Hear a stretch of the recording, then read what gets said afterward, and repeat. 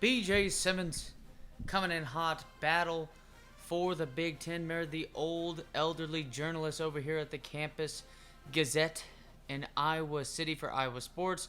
Battle for the Big Ten. Iowa notches a conference win behind the arm of BJ Simmons. It's been pretty much all BJ Simmons all year. The halfback has had a pretty good season, almost 1,000 yards, or at least on pace for just under 1,000 yards. That is not Trevor Lawrence down there for Tennessee University.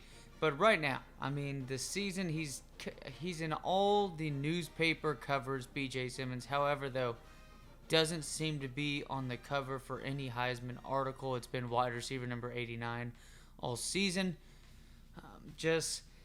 We're just gonna have to see, because wide receiver number 88 last season ended up coming away with the Heisman Trophy. Again, it was the repeat championship team for this Iowa team, looking for 3 straight. But again, we're going to take it week by week. We're going to look at the type of Oklahoma, Florida State team that might be in position for it. But in all honesty, we're just going week by week. Fuck that. We're going to shit on this Northwestern team. This is probably one of the best teams ever in college football history. We talk about Bama with the Mark Ingram team, with Greg McElroy and company, with Julio Jones at wide receiver, and Marcel Darius and shit, as one of the best college football teams of all time. We talk about obviously Miami of '03, but when you're looking at a lot of these guys, I think BJ Simmons, statistically the most decorated player in college football history, doesn't have a Heisman yet. Is there a 2-time Heisman winner? I don't know. But we got the best defensive players attribute-wise. This is probably the best secondary in the country. The four best secondary players in the country. Both starting cornerbacks. Even the guy that is a sophomore who is our nickelback. You just got to look at this photograph and what the hell is on Johnny's head. He's down the list of the top 12 in the country. So we have the dimeback, the nickelback, whatever the hell you want to call it. Pretty sure nickelback for us is top 10, top 7. I think just outside whatever shows up on that for top 8. But take a look at fan mail. Here in the dorm room, the sick dorm room. Dear BJ, over the years I've always been impressed with your ability. While you may not be the most athletically gifted person to ever step foot on this campus, well, blah, blah, blah. Apparently I cannot read as fast as I did in my own head, but whatever. It is what it is. 69 total touchdowns for the man. BJ Simmons, again, 10-0. His team's well on their way to a three-peat. Just, also, too, I mean, the dude was sending us fan mail, but just subtly drops the fact that not the most athletically gifted, bitch. I've got the most rushing touchdowns in the history of college sports. Most passing touchdowns in the history of college football. 10-0 team right here, going up against Northwestern 4-2. I believe their 2 losses are to Wisconsin and Ohio State Buckeyes, who have actually lost. Didn't end up being on our schedule for this season. So, but it's not like we would have faced Chris Beanie Wells anyways. But 10-0. Y'all enjoy the gameplay. I'm going to talk about NFL week number 4 ahead of us. I talked about the recap of week 3 in the Madden 08 Super Bowl video with the CPU drafted Dolphins team. But technically I'm going to be having this on Friday, but I'm recording this before the Thursday night football game. At 7:20 on Thursday will be the Jacksonville Jaguars heading over to Cincinnati to face Joe Burrow, Joe Mixon, and the Cincinnati Bungholes. Should be an interesting game overall. I don't think Cincinnati should lose this game, but I think it's possible you could see a good game out of the offensive players on the Jaguar side of the ball. I think Trevor Lawrence could easily find himself with a pretty good performance. It's not like the Bengals have played the best of offenses so far. The Steelers' offense looks like shit. The Bears' offense looks like shit. And then the one team that did end up losing to them was the Minnesota Vikings. So to just take a gander at it, surprised the Bengals had lost to the Bears, considering how bad it was. But again, Cleveland Browns set up beautifully to face them. I think you're going to get a win by the Bengals. Um, don't think Jacksonville Jacksonville just should be in position to improve, but hell, man, just get another nice draft pick. You already got a guy who's supposed to be in line to be the best quarterback out of his draft class for the next 10 years, 15 years, hopefully. In the NFL, should be a stud in a couple seasons, but overall, I think there could be decent amount of fantasy type stuff going on with both sides of the ball with Marvin Jones, DJ Shark, and of course you got James Robinson and Mr. Lawrence at quarterback. But I do think it could easily be a Joe Mixon type of day. I think just when looking at it, Bengals should be ahead for this game.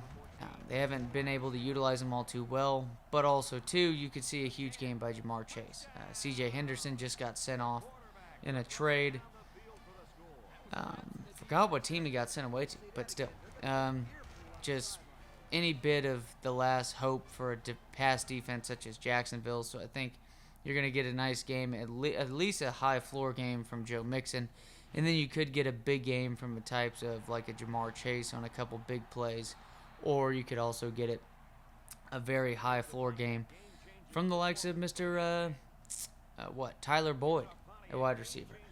Next on the Bears facing the Lions. I mean, the Bears did not look good the previous week, but hey, hell of a week for Justin Fields to end up getting himself a solid first start. I mean, we saw what happened last week against the Browns. It was not good whatsoever.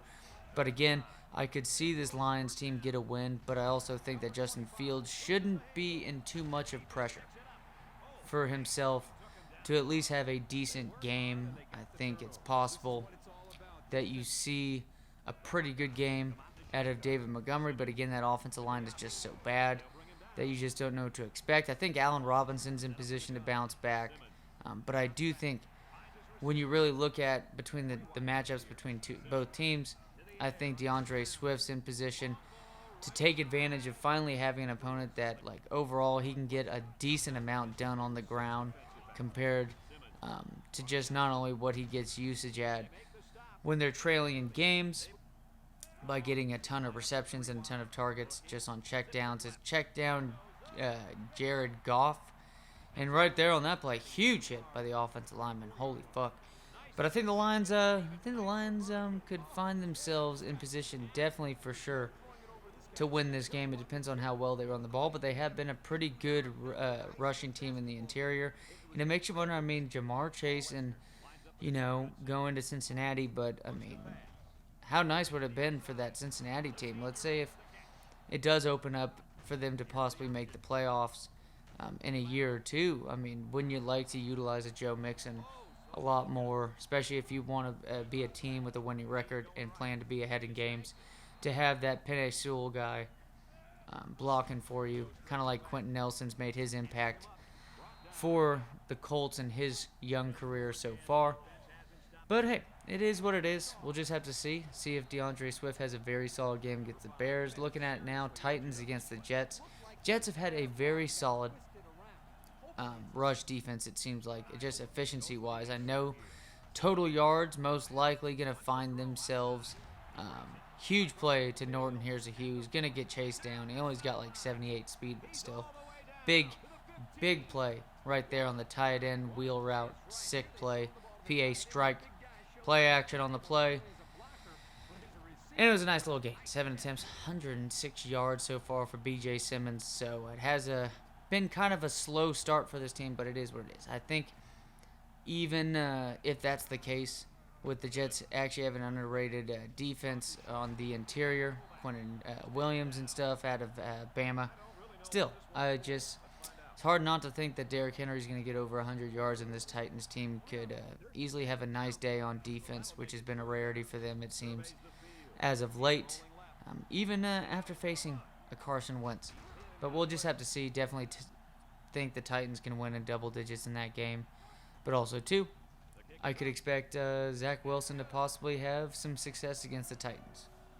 Just don't think their defense is all that good. Colts against the Dolphins. Very interesting game right here. These are two two teams that what? I think the Colts are winless, 0-3, going up against a 1-2 Dolphins team. I'm pretty sure the Dolphins. No, I think maybe the Dolphins are winless. Son of a bitch. Lost to the Bills. Did they play the Redskins? I don't know. But, our Washington football team, my apologies. But two teams underwhelming to start the season, facing one another. So it's actually an interesting matchup if you ask me. Just you don't have to think it's exciting to watch in person, but overall, to me it seems exciting just because it's two desperate teams facing one another in this game. And I think that could really stir up what you could possibly expect right here. I think in this game, though, considering how limited the Dolphins have been, I can't. It's hard for me to pick who's going to win.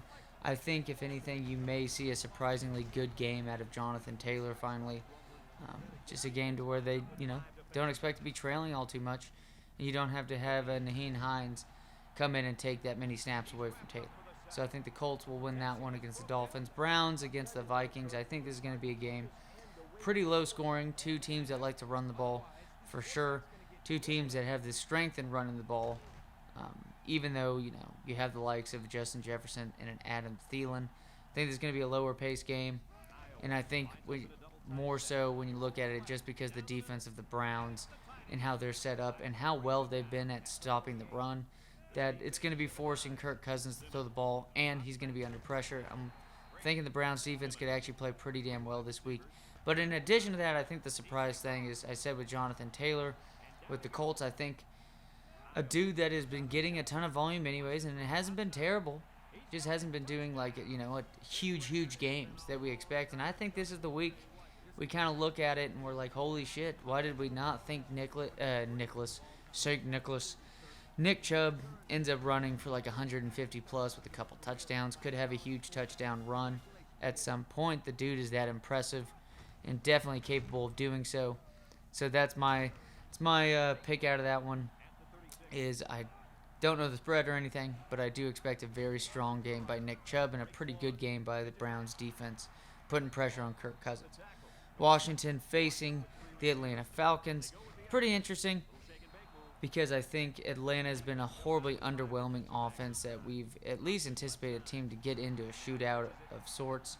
I think, Terry McLaurin's going to be a problem, but also, too, you could expect quite a damn good game out of Antonio Gibson against this Atlanta team. And I do expect maybe, a Calvin Ridley to finally have a really, really good game in this one. But I don't expect them to beat Washington. Expect Antonio Gibson and them to take care of things. And honestly, this Washington defense could be in position to get a nice little bounce-back game since their defense has not just seemed nearly as strong. I think that's the thing this season.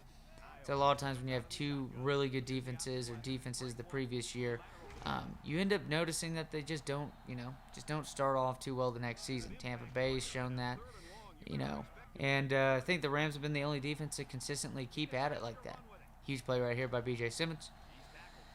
Now looking at it, Texans and Bills should be an easy game, and I think this could be finally the game that Stefon Diggs ends up seeing himself get 150 yards or so, probably like 10 plus catches. It's just what the dude does, and it's an easier matchup for him. I think this too could be one of those games to where, just like the Dolphins you saw with the Bills, I could just expect to see the Dolphins the Bills dominating this game, and their defense do well against the Texans. Giants facing the Saints. Interesting game right here because the Giants have actually started winless. They don't look good anyways, but I think what's different though is that they've actually been in opportunities to win games, which is different than I would take as the likes of the New York Jets. How the Jets are just flat out bad. I don't but also too, for the sake of the Giants, I don't think Daniel Jones has been all too stellar this season, and I mean that more so in the fact that they're going to look for a quarterback or anything like that. It's probably going to be in next year's draft. Nice play right here to wide receiver number 89, flag on the play though, but it's roughing the passer, so fuck you. But could we expect a good game out of Alvin Kamara? We'll have to see. but it sets up well. I don't think New Orleans is going to find themselves in the dome just yet. I think just another, asterisk home game. And Saints defense could have a good game right here. It's just Saquon, it's a shame. Dude like that is on a team like that. So, whatever. Chiefs against the Eagles. We did just see, the Chiefs are down bad, but at the same time, I think you're going to see one of those bounce back type of weeks. I know their defensive line's good at getting pressure, but the Chiefs did get better dealing with pressure on their offensive line. This could be the game that Tyreek Hill just bounces back, and it could be really huge. I don't think the secondary is necessarily good enough for it to face him. This Eagles team, just saw they just not looking all too well. Panthers against Cowboys. This could be the sneaky shootout game, and I'm just saying sneaky because you got the Cardinals and Rams. That one could most definitely be a shootout. Seahawks against the 49ers. I think that's most likely going to turn into a shootout, and I do think it's interesting for that game, just without even fantasy appeal, is just the Seahawks are needing a win. The 49ers don't want to surrender a loss to the Seahawks, who, this has got decent implications on it, because now you're seeing these four teams face one another in this division. You got the two undefeateds with the Rams and the Cardinals, and the Cardinals are +6. It's interesting to probably pick them, but also, too, it sounds too good to be true. Could the Rams just shit on this Cardinals team? We'll just have to see. But like I said in my previous video, Cliff Kingsbury to me is just an underappreciated form of Kyle Shanahan.